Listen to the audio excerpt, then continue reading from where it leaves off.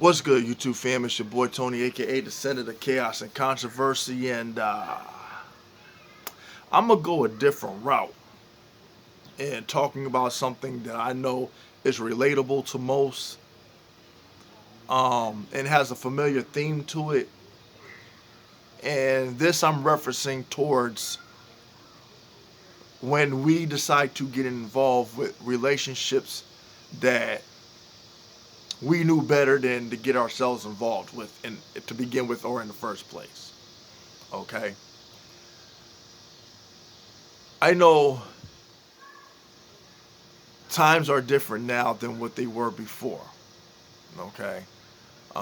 Most of us try to find a way to adapt and to adjust to learning about the other person and that person learning about you. Um, Many of us are broken people.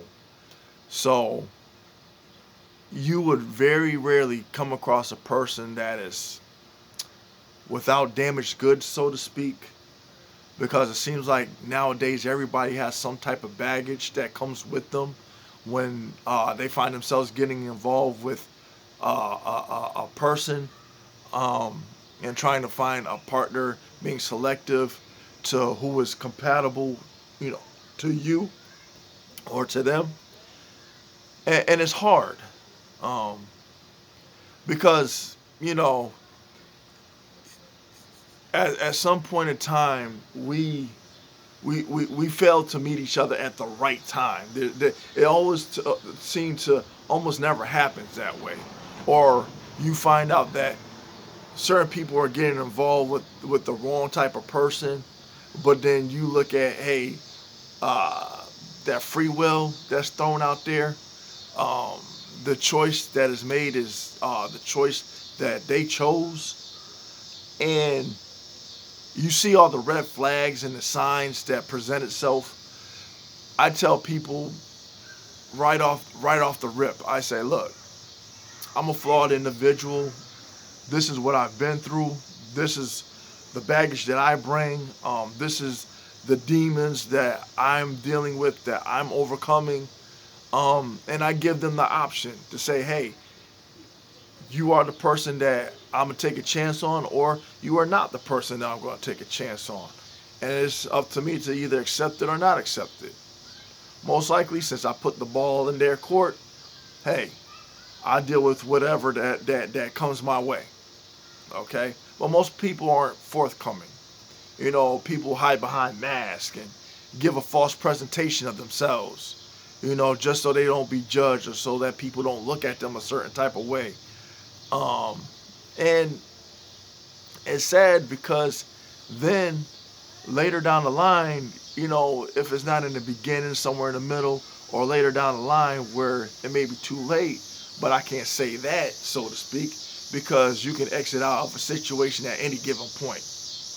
But I understand when I make the reference of saying that it's too late is due to the fact that many of us have invested so much time and energy, and to let that all go, I know it's hard for some, because you want to see the change for the better in the person that you decided to commit yourself to.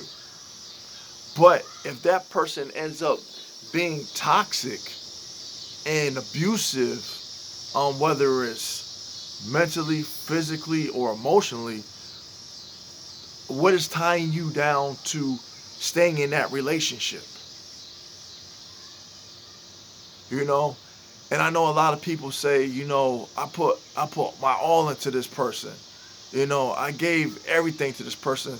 I've been in other relationships where I didn't even, give my all to those individuals. But I figured that I'll take a chance with this person and, you know, make a great investment because I believed. While that person didn't do the same. Put all their investments in you. Did not really believe in you. And I know it sucks because a lot of times we look at all the negative from the people that we get involved with. Sometimes we get involved with people for the wrong reasons. We see their physique, their physical attributes, and we're attracted to that, but we don't fall in love with the person. You know, it's more or less taboo, so to speak. And right off the back, that's a recipe for disaster by itself. Because if you're only going solely based on the physical attraction, and neither one has anything other than that to bring to the table, then that relationship is doomed to fail from the start. You can have a person, whether it's a male or female, that's working, got their stuff together, got a good credit score, got, you know, a nice rack stacked away in their banking account, you know, got all their priorities in order, you know, got an education, got a good job, got their own place, the vehicle. You see how they interact with their families and stuff like that. And here you are, a person coming from a broken situation, have no motivation, no drive, have little to nothing going for you. But it's something that that other person saw in you that you didn't see in yourself. And that's why I always tell people, know your worth. Don't let other people define or give value to you. You need to find it within yourself. And I know it's hard because most of us, we come from a setting where people don't beat you down to the point where your self-esteem is at a minimum. You don't feel that you have enough confidence to pull yourself up, shake, you know, whatever negativity off, and go for broke.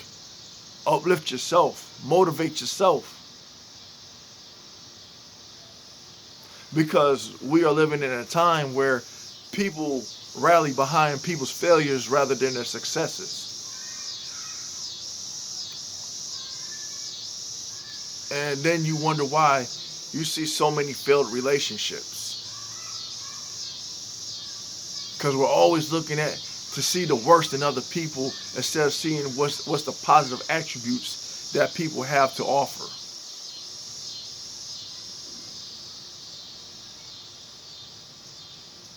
And then if you see that there's a couple that has been going strong, but then, you know, not every relationship is going to be perfect. It's unrealistic.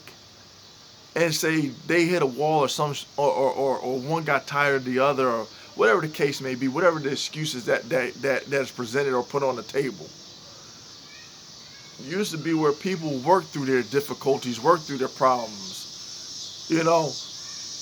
But now people give up too easy. They throw in the towel.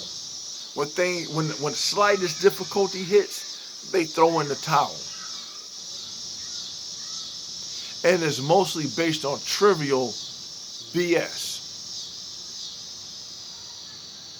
But the thing that I don't get is when it's time for them to actually, or it's well within reason or their right to actually throw in the towel. Like I said, if you're in an abusive relationship and harm is being brought upon you, or if you even have kids in the situation and the safety of your kids is being questioned, yeah, that is a time to throw in the towel. Most definitely.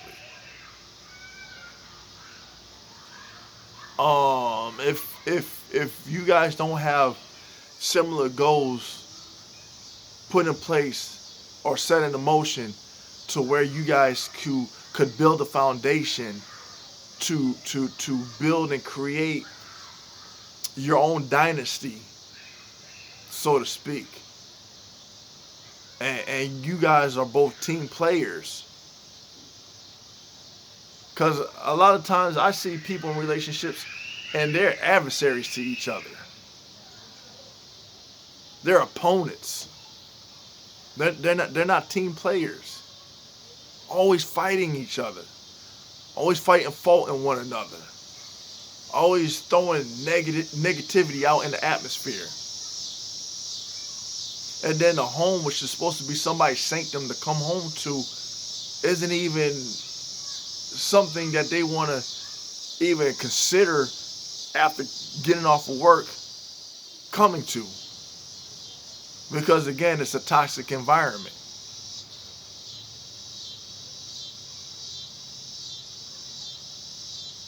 But I know I myself have been on both sides of the equation, to say where I was the person that was toxic and wasn't good for the person who I was involved with at the time, nor did I get involved with people who was for me, but was rather against me. No matter how much I did, what time I've invested, the things I did to motivate and encourage that person to be better, because I knew where I once was in life, and say, hey, we share a common experience. Let me help you get out of this situation because I understand, because I can relate, and I used to be you.